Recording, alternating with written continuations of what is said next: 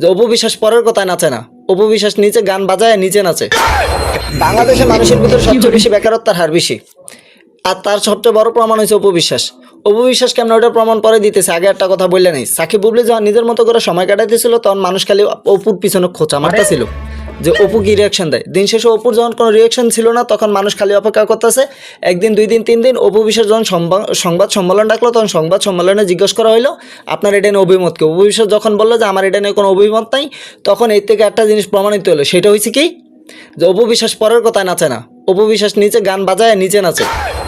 আচ্ছা, কাজের কথা আসি এবার। বাঙালির ভিতরে যে সবচেয়ে বেশি বেকারত্ব হার বেশি, তার সবচেয়ে বড় প্রমাণ হয়েছে এইটাই। বাঙালির ভিতরে 2টা শ্রেণী পেশা মানুষ সবচেয়ে বেশি, একটা হচ্ছে রিক্সাওয়ালা আর একটা হচ্ছে সংবাদকর্মী। রিক্সাওয়ালা বেশি হওয়ার কারণে রিক্সাওয়ালা কোনো যাত্রী থাকে না, সংবাদকর্মী বেশি হওয়ার কারণে দেশে কোনো সংবাদ থাকে না। আর বাঙালির ভিতরে বেকারত্বের হার এতটাই বেশি যে বাঙালি যখন মনে করেন যে 4 জন লুডো খেলে 15 জন যায় জ্ঞান দেয়, এতেই বোঝা যায় বাঙালির কোনো খায়ালয়ে কাম নাই। ধন্যবাদ। আপনার ভিতরে এত প্রতিভা ভাই